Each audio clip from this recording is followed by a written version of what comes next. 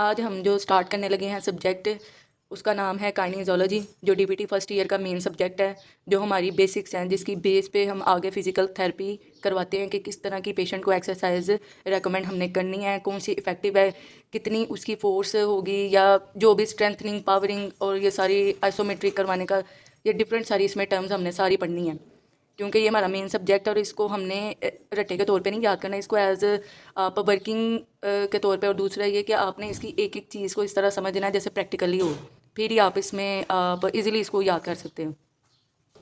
चले हम स्टार्ट करते हैं। ये इसका फर्स्ट चैप्टर है जिसका नाम है मैकेनिकल प्रिंसिपल। मैकेनिकल प्रिंसिपल मतलब कि हमने जो एक्सरसाइज थेरेपी करवानी है वो हमने किस तरह करवानी है और उसको अप्लाइड जो एप्लीकेशन उसकी करनी है वो करेक्ट उसकी पोजीशन हो।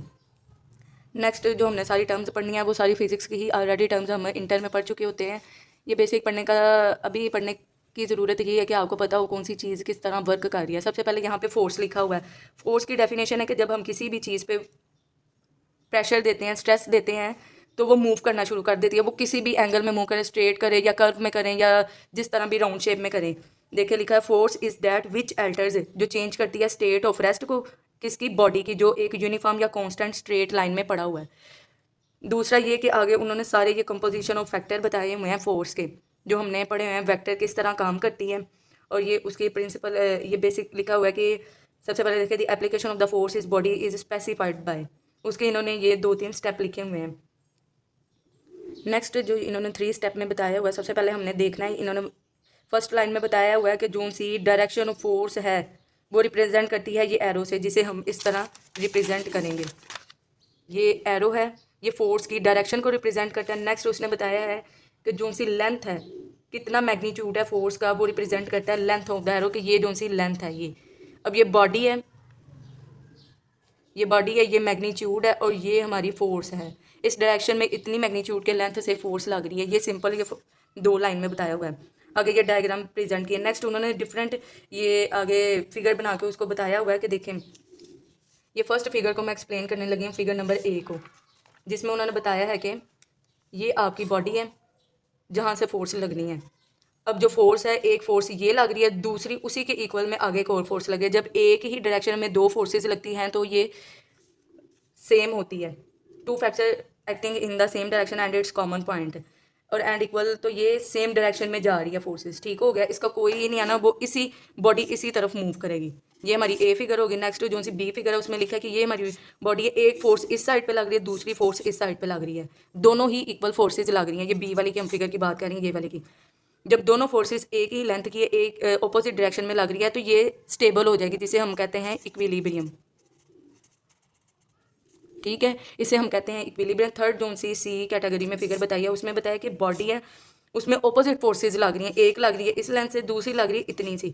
तो जहाँ फोर्स ग्रेटर होगी ना, जहाँ फोर्स हमारी ग्रेटर होगी, बॉडी उसी की तरफ मूव करेगी, ना कि उसकी तरफ जहाँ कम लग रही है। ठीक हो गया, ये सिंपल पढ़ने की बातें हैं, सिर्फ जस्ट याद रखने के लिए कि जब हमने आगे एक्सरसाइज परफॉर्म करवानी होती है तो हमें पता होना चाहिए कि ये बेसिक चीज़ें पता होती हैं, तो हम एप्लीकेशन ईजिली कर लेते हैं। ठीक है, अगर नेक्स्ट हम पढ़ते हैं। नेक्स्ट एक और फिगर इन्होंने बताई, ये सारा जो सा पैराग्राफ है ये जस्ट रीडिंग के लिए है। आगे उन्होंने बताई ये जो सी डायग्राम बनी है इसको कहते हैं पैरालोगैरम, ये नीचे लिखा भी हुआ है। पैरालोगैरम फोर्स क्या होती है कि एक देखें बॉडी है जिसकी पोजीशन इन्होंने बनाई है ए, बी और सी, इस तरह, जो उसकी ऑपोजिट है ना फोर्स, यहाँ पे सारी अटैचमेंट है। ये इन्होंने एक बेसिक मसल की अटैचमेंट का वर्क बताया हुआ है। जैसे हमारे शोल्डर के बाहर वाली साइड पे एक मसल लगता है जिसे कहते हैं डेल्टॉइड। आपने मसल अगर पढ़ लिए हैं तो आपको ज़्यादा बेहतर पता होगा कि डेल्टॉइड मसल कौन सा है। डेल्टॉइड मसल है जिसका इन्होंने बताया, देखें ये इसकी ए पोजीशन ये है और बी ये और सी ये बताई हुई है। यहाँ पे वो जहाँ बोन पे अटैचमेंट है ना, यहाँ से उसने फोर्स को लगाना है, तो ये बाजू एबडक्ट करेगा। जैसे एबडक्शन आपने पोजीशन पढ़ ली होगी एनाटमी के अंदर, तो ये हमारा बाजू बाहर की तरफ अपवर्ड मूव करेगा, यहाँ से फोर्स नहीं, तो उसके ये फोर्स की डॉटेड लाइन लगाई हुई है जिसे एक्स से रिप्रेजेंट किया हुआ है। अब मैं आपको इधर से बता देती हूँ, ये बताया हुआ है ए, बी और सी। ये डेल्टॉइड की जो मैंने एग्जांपल इस तरह प्रेजेंट की, सारे पैराग्राफ में इधर ये लिखी है, ये डेल्टॉइड का लगा, deltoid muscle contract during shoulder abduction, तो उसके केस में ये वाली चीज़ आती है। ये पास्ट पेपर में भी आया हुआ है, पर अब ये डिफरेंट तरह के ना एमसीक्यूज में ये सारी चीज़ें आती हैं। जैसे फोर्स का आ गया, दूसरा ये पैरालोगैरम का आ जाएगा कि किस तरह हमारी बॉडी में कौन सा मसल है कि पैरालोगैरम की तरह एक्ट करके तो मूवमेंट उसकी होती है। दूसरा ये वाली एक फिगर इन्होंने शो किया कि बॉडी है उसकी ऑपोजिट डायरेक्शन पे फोर्स लग रही है, एक अपवर्ड फोर्स बाहर की तरफ लग रही है और एक डाउनवर्ड फोर्स लग रही है, दोनों अपवर्ड और डाउनवर्ड, अपर और लोअर एंड की तरफ फोर्स लग रही है। जब इस तरह की फोर्स किसी पे लगेगी तो ये रोटेशन करवाती है। किस तरह रोटेशन करवाती है, ये हमारे पास आ गई है बॉडी, यहाँ एक जा रही है फोर्स, यहाँ पे जा रही है, जब यहाँ से आएगी ये ऊपर को जाएगी तो फिर ये सर्कल आकर ये रोटेशन वाली मूवमेंट आ जाती है। ठीक है, इसको टॉर्क भी हम कह सकते हैं। नेक्स्ट इन्होंने जो बताया हुआ है वो टॉर्क ही की ये एग्जांपल दिया कि two unequal forcing acting upon and opposite direction rotation of the body. अब रोटेशन ऑफ द बॉडी की जो नेक्स्ट इन्होंने बॉडी के अंदर एग्जांपल दी है ना मसल्स के तौर पे, क्योंकि मसल्स के हमने एक्सरसाइज करवानी है ना, तो उसके अकॉर्डिंग पैरालोगैरम की डेल्टाइड होगी। दूसरी जो सी ये वाली फोर्स बताई है वो बताई है कि जो हमारा ट्रेपीजियस मसल है ना, जो हमारी नेक और शोल्डर की बैक मतलब नेक ऑपोजिट साइड पे लगा हुआ है, बैक साइड पे मतलब ये हमारी नेक है ना, ये बैक साइड इन्होंने, तो ये इस तरह आके मसल लगता है। एक मसल ये है जो, और दूसरा उन्होंने लिखा हुआ है सीरेटस इंटीरियर, ये यहाँ से अटैच होता है स्कैप्यूला से और ये फ्रंट पे आके रिप के साथ इस तरह लगा है। 8 इसके फाइबर्स होते हैं जो फ्रंट रिप के साथ लगे होते हैं। तो ये जब दोनों कॉन्ट्रैक्ट करेंगे, मूव करेंगे, तो ये हमारे स्कैप्यूला की रोटेशन करवाएंगे। जब हम शोल्डर अबडक्शन करते हैं, फुल फ्लेक्शन फुल अबडक्शन, तो उसमें मोस्टली ये होता है, फ्लेक्शन में इतना नहीं होता, जितना अबडक्शन फुल अबडक्शन हम शोल्डर की करेंगे तब हमारा जो सा है 90 डिग्री के बाद स्कैप्यूला रोटेशन स्टार्ट हो जाती है। नेक्स्ट उन्होंने टेंशन का बताया हुआ है कि टेंशन क्या है। टेंशन एक फोर्स है as a system of forces tending to separate part of the body combined with equal and opposite forces hold the part together. तो इसको मैयर करते हैं न्यूटन में। अब टेंशन की इन्होंने क्या एग्जांपल दी है, ये एक लगी हुई है, आप रॉड कर ले, ये हमारी स्ट्रिंग लटकी है, एक फोर्स नीचे को जा रही है, एक फोर्स ऊपर को जा रही है, दोनों ऑपोजिट डायरेक्शन है, तो ये सेम हो जाती है। इसको इक्विलिब्रियम जैसे पीछे बताया, पर ये टेंशन फोर्स लग रही है दोनों की, ऊपर और नीचे की तरफ। ठीक है, बॉडी पे सेपरेट फोर्सेज लग रही हैं और ऑपोजिट डायरेक्शन है, पर जो फोर्स है वो इक्वल लग रही है। इसको न्यूटन में मैयर करते हैं। ठीक हो गया। आगे इन्होंने बताया कि फिजियोलॉजी के अंदर जो टर्म जो सी है टेंशन और फोर्स है उसको हम कहते हैं इंट्रामस्कुलर टेंशन। मसल्स की हम बात कर रही हैं ना, हर चीज़ को मसल के साथ रिलेटेड, तो इंट्रामस्कुलर जब टेंशन आएगी तब आप कॉन्ट्रैक्शन कर सकते हैं। नेक्स्ट बताया the strength of the muscle is ability to generate tension. जब आपकी मसल के अंदर स्ट्रेंथ होगी, पावर होगी, तब ही वो जनरेट करती है कोई मतलब टेंशन को जनरेट करेगी। इंट्रामस्कुलर फोर्स जनरेट होगी तब ही आप कॉन्ट्रैक्ट कर सकते हैं। एक कॉन्ट्रैक्ट होता है कि मतलब बॉडी की कोई शोल्डर की देखें हम अगर एग्जांपल है, कोई मूवमेंट नहीं हुई तो तब माइनर सी कॉन्ट्रैक्शन आएगी वेट के साथ। दूसरा ये कि आगे जाके सारी ना डिफरेंट आइसोमेट्रिक और आइसोटोनिक में और ज़्यादा एक्सप्लेन हो जाएगा। और एक होता है जिसमें लेंथ चेंज होती है। ठीक हो गया। आगे बताया हुआ मैकेनिक्स ऑफ द पोजीशन, कि पोजीशन के साथ मैकेनिक्स किस तरह चेंज करती है। सबसे पहले इधर लिखा हुआ है ग्रेविटी। ग्रेविटी एक फोर्स है जो ऑलरेडी हर बॉडी पे एग्जिस्ट करती है, ये अर्थ की ग्रेविटी है। ठीक हो गया। ये आगे उसका यहाँ पे साइड पे फार्मूला लिखा हुआ है, जस्ट ये आप देख लें, यहाँ पे देख लें, जिसको G is equal to M लिखा हुआ है, M मैंने मैस और D इसका डिस्टेंस है। ठीक है, ये जो चीज़ें हैं ये जस्ट रीड आउट करने के लिए, ये MCQs के तौर पर कभी कभार होता है कि फार्मूला पूछ लेते हैं MCQs में, रिटर्न में नहीं आता ना, शॉर्ट में ना लॉन्ग में। जो शॉर्ट या लॉन्ग में आएगा वो आपको बता देती हूँ। ग्रेविटी की डेफिनेशन देख लें, gravity is the force by which all bodies are attracted toward earth. ठीक हो गया। नेक्स्ट ये जो सी चीज़ें मैं आपको वर्डिंग में बता रही हूँ वो सारी ये पैराग्राफ में ऑलरेडी लिखी हुई है। आपने पैराग्राफ को ज़रूर रीड करना है, वो इस वजह से क्योंकि जो उनसे MCQs होते हैं वो इसी लाइंस की वर्डिंग को चेंज करके थोड़े से आते हैं। तो जब आपने पढ़ी होगी तो आपको इजीली अंडरस्टैंड करना हो जाएगा कि MCQs का आंसर क्या है। ठीक हो गया। आगे ये फार्मूले को ही इन्होंने थोड़ा सा इधर एक्सप्लेन किया हुआ है कि जो उनसे हैं, यहाँ पे देखें, between all material object and that are magnitude of the attraction was directly proportional to G, directly proportional to M mass and each body and inversely proportional to D square of the distance। Inverse में आ गया हमारा distance और direct हमारा आ गया mess. ये फार्मूले को ही explain किया हुआ है। नेक्स्ट इन्होंने बताया कि ग्रेविटेशनल अट्रैक्शन जो उनसी है ना अर्थ की, वो हर बॉडी को डायरेक्ट अट्रैक्ट करती है, डायरेक्ट करती है टुवर्ड किसके, सेंटर ऑफ द अर्थ के। ठीक हो गया। आगे उन्होंने बताया कि the force of the gravity continuously upon the body all time लगती रहती है, अनअपोज्ड है। इसको हम अनअपोज्ड नहीं है, अगर अनअपोज्ड हमारी बॉडी इसलिए करती है कि हम स्टेबल हैं, हम इस पर चल फिर ही इस तरह रहे हैं कि हमारी बॉडी के जो से मसल्स है जो काउंटर एक्टिविटी करते हैं, जिन्हें एंटी ग्रेविटी मसल कहते हैं। मेन उसमें हमारा काफ मसल आता है, लोअर लेग का बैक साइड का, जिसको गैस्ट्रोकिनीमियस और सोलियस कहते हैं। तो ये हमारे मेन मसल है एंटी ग्रेविटी मसल, जो एक्चुअली स्टैंडर्ड कैल्केनियस पे देते हैं। ठीक हो गया। आगे उन्होंने लिखा the effect of the gravity counter balance by the force equal and opposite to the employed such as support of plinth buoyancy. अगर हम अल्टरनेट कोई भी स्पोर्ट की बात करें तो वो जैसे प्लिंथ की बात की है, ये हमारा बेड ही आ जाता है, इसको प्लिंथ कहते हैं। दूसरा बॉयांसी ऑफ वाटर, वाटर की सपोर्ट के, जब आप वाटर के अंदर जाते हो तो वो और तरह की सपोर्ट देता है। और आइसोमेट्रिक मस्कुलर कॉन्ट्रैक्शन, आइसोमेट्रिक का मतलब है कि मसल्स मूव करते हैं, कॉन्ट्रैक्ट करते हैं, पर शेप जो सी हमने पोजीशन है ना वो नहीं चेंज होगी। वो आपको मैं डायग्राम के साथ भी बता देती हूँ। जैसे इन्होंने सबसे पहले यहाँ पे ये डायग्राम के साथ बता दिया है कि एक पर्सन है, ए वाली एग्जांपल में लिखा है कि एक पर्सन है स्टैंडिंग पोजीशन में है। ये स्टैंडिंग पोजीशन में ए वाली बॉडी है जो ग्राउंड के ऊपर खड़ी है और उसके काफ के मसल कॉन्ट्रैक्ट है, इसलिए वो जो स्टेबिलिटी के साथ खड़ी हुई है। ग्रेविटी उसको रेजिस्ट कर रही है बॉडी को, और उसकी रेजिस्टेंस के अकॉर्डिंग हमारे जो काफ मसल है वो उसको काउंटर बैलेंस कर रहे हैं। ठीक हो गया। आगे उन्होंने बताया कि जब हम जो सी हील है वो अपनी उठा लेंगे, ये बी वाले सेक्शन में बताया हुआ है कि जब हम एड़ियाँ उठा लेते हैं as a force of the magnitude of the muscle equal हो जाती है काफ की और ग्रेविटी की। पर एक थर्ड वाले में, सी वाले में बताया कि एक टाइम आएगा कि आपकी जो मसल है उसकी एक एंड्योरेंस एबिलिटी होती है, बर्दाश्त की काबिलियत होती है, वो उस हद तक ही उसको कॉन्ट्रैक्ट करके रख सकता है। 1 मिनट हो सकता है, 2 हो सकते हैं, 3 मिनट हो सकते हैं, इससे ज़्यादा भी हो सकते हैं। जितनी आपकी स्ट्रेंथ पावरिंग ज़्यादा होगी उतनी आपकी स्टैंडिंग पावर ज़्यादा होगी। एक जो बंदा जिम करने वाला है वो ज़्यादा देर खड़ा रह सकता है एक नॉर्मल पर्सन जो घर में हो। आपको ज़्यादा बेहतर है पता है। नेक्स्ट सी में उन्होंने देखेंगे, मैंने साइड पे बताया हुआ है इसी ए बी और सी को लिख के कि जो ए वाली पोजीशन है उसमें ग्रेविटी लेस देन मसल है, बी वाली में काउंटर बैलेंस हो गया, इक्वल हो गया, ग्रेविटी इक्वल टू मसल। और जो सी है जब उसने हील नीचे डाउनवर्ड कर ली है तब ग्रेविटी ज़्यादा होती है, gravity higher than greater than muscle. ठीक होगा। नेक्स्ट पैराग्राफ में बताया कि मूवमेंट ऑफ द जॉइंट अगर the result of gravity of, कि जो सी मूवमेंट ऑफ जॉइंट आती है, जैसे हमारी जॉइंट्स की मूवमेंट आ गई एल्बो जॉइंट की, शोल्डर जॉइंट की, तो ये हमारी ग्रेविटी और मस्कुलर एक्शन की वजह से आती है। जॉइंट्स की मूवमेंट दोनों मूव करेंगे तभी, ग्रेविटी तो ऑलरेडी लग रही है, दूसरा ये कि जब मसल कॉन्ट्रैक्ट होगा तभी कुछ एक्शन परफॉर्म होगा। आगे उन्होंने बताया कि in the erect position balance is maintain integrated muscle. Integrated muscle को इन्होंने इधर एंटी ग्रेविटी मसल बताया, जो हमारे काफ मसल है वो हमारे काउंटर बैलेंस कर रहे हैं, बैलेंसिंग का काम कर रहे हैं। और इंट्रा मस्कुलर कॉन्ट्रैक्शन भी उसी की मसल की हो रही है, काफ मसल की। ठीक हो गया। आगे ये सारी उसको एग्जाम्पल को मैंने वर्डिंग में लिखा है कि for example calf muscle is an anti gravity muscle. ठीक हो गया। सेंटर ऑफ ग्रेविटी, आगे जो टॉपिक स्टार्ट हो गया हमारा वो है दी सेंटर ऑफ ग्रेविटी।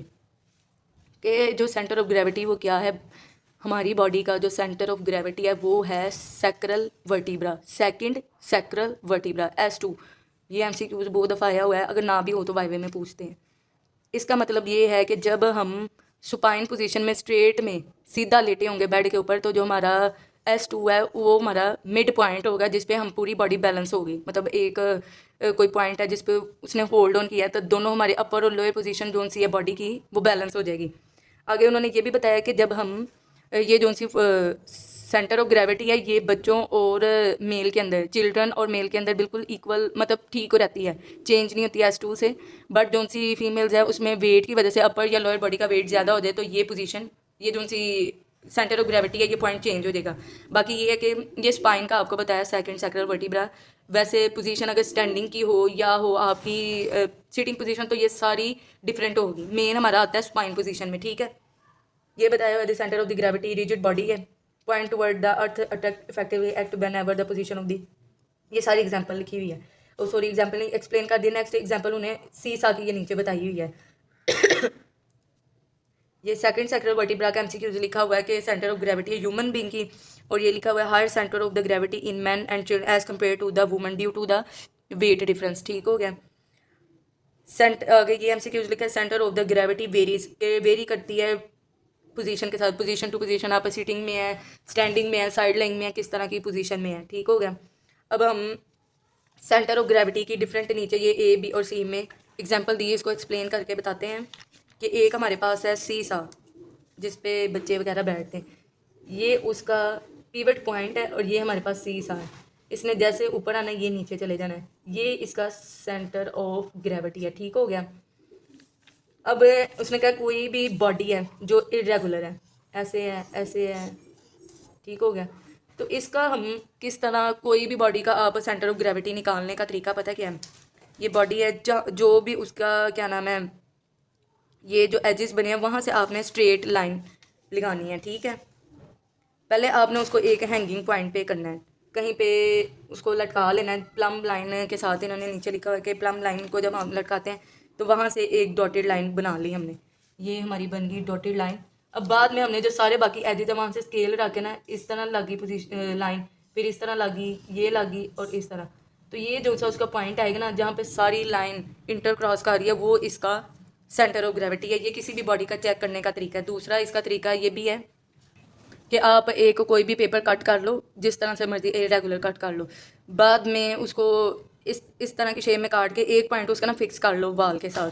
जब आपने फिक्स कर लिया और साथ उसके हैंग कर लो, प्लम लाइन नहीं है तो एक थ्रेड लेके नीचे कोई उसकी चीज़ वेट के लिए लटका दो, वो साथ टच कर दो, जहाँ वो स्टेबल हो जाएगा ना थ्रेड, वहाँ से एक लाइन लगा लेना।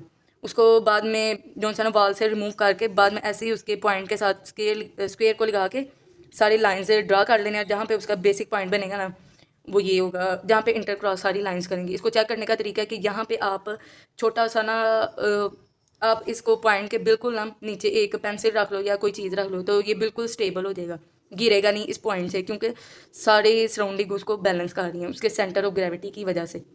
ये एक छोटा सा प्रैक्टिकल वैसे ही है, सिर्फ समझने के लिए, किसी ने करना तो कर ले। ये सारी ये सीसा जो सा है उसकी शेप में मैंने आपको बताया, ये बाकी इरेगुलर दोनों पोजीशन में बताया हुआ है। ठीक हो गया। नेक्स्ट हमारे पास क्या है चैप्टर का, नेक्स्ट हमारे पास ये देखे ना वही प्लम लाइन, ये पूरी जो एग्जांपल है ये सारी एग्जांपल इसके अंदर लिखी हुई है। दूसरा ये इस पैराग्राफ में क्या बताया कि मैं जो एनाटॉमिकल पोजीशन है उसको बैलेंस करने के लिए सेंटर ऑफ, ये भी आप सारा रीड आउट कर लेना। नेक्स्ट हमारे पास क्या है, ये एक MCQ आप पढ़ लें। लाइन पासिस जो सी हमारी अगर स्टैंडिंग पोजीशन में की जाए ना तो सेंटर ऑफ ग्रेविटी, सेंटर जो सा ना लाइन ऑफ ग्रेविटी, जो हमारा नेक्स्ट टॉपिक है लाइन ऑफ ग्रेविटी, ये क्या है, लाइन पास करती है हमारे मिड सर्वाइकल से, सर्वाइकल हमारे नेक के वर्टिब्रा, मिड लंबर से बैक के वर्टिब्रा और in front of thoracic vertebra से पास आउट करती है। अब ये किस तरह है ये आपको यहाँ पे कर्व बना के बताती हूँ। ये आगे हमारे पास ये हमारी आ गई नेक,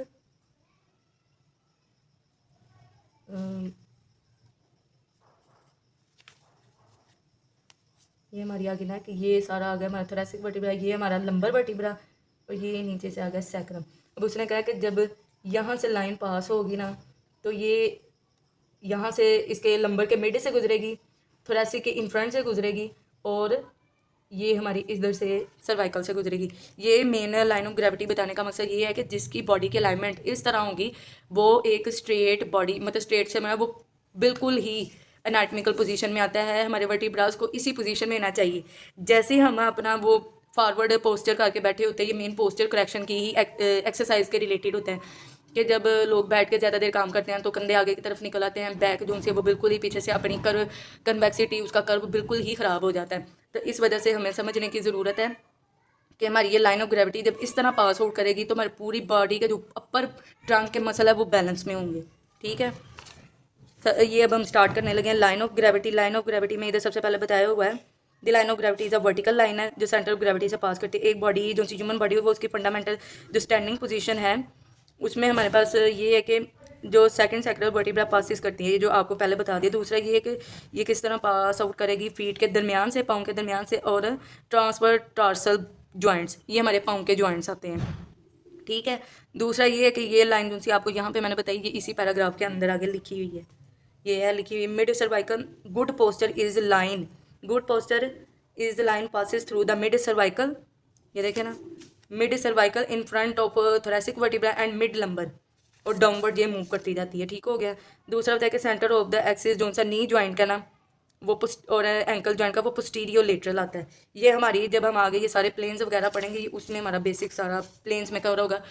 3 हमारे प्लेन होते हैं और उसमें हमारी हमारी जो सी बॉडी है वो सारी वर्क करेगी। लाइन ऑफ ग्रेविटी तो ये हमारा पूरा पैराग्राफ कंप्लीट हो गया, छोटा सा ये कर लेते हैं, फिर नेक्स्ट वीडियो में इक्विलिब्रियम से हम स्टार्ट करेंगे। बेस का उन्होंने बताया कि बेस ऐसी चीज़ है जहाँ हमारी सपोर्ट करती है, सिर्फ हमारे पाँव नहीं, पाँव के दरमियान का जो हिस्सा है वो सारा सपोर्ट करता है। ये डेफिनेशन लिखे हैं the base as applied rigid body area by which support, कि ये हमारा एक पाँव ये और ये पाँव खड़ा हमारा, हम इसके ऊपर खड़े, पर ये जो सा अंदर का जो एरिया ये हमारी पूरी बेस है। ठीक हो गया। चेयर की भी इसी तरह के 4 जो सी चेयर की जो 4 लेग्स होती है उसके बिटवीन एरिया पे सारा सपोर्ट करते हैं। आगे लिखा है कि cubic the face on which rest base, ये दोनों एग्जाम्पल को ही इसमें एक्सप्लेन किया हुआ। दूसरा ये कि लाइन पोजीशन, लेटने वाली पोजीशन में जो posterior aspect of the whole body है ना वो हमारी बेस करती है। ऐसे स्ट्राइड स्टैंडिंग में ये हमारी स्ट्राइड स्टैंडिंग होती है इसके अंदर जब हम चेयर के ऊपर बैठे होते हैं। नेक्स्ट जो सा ये लिखा हुआ है कि as the long as the distance between the outer border, ठीक हो गया, ये हमारी स्ट्राइट सिटिंग आ गई। तो ये हमारा टोटल कंप्लीट हो गया। अगर कोई भी क्वेश्चन पूछना हो तो कमेंट में कर देना, कोई भी चीज़ की समझ ना आई हो, ठीक है।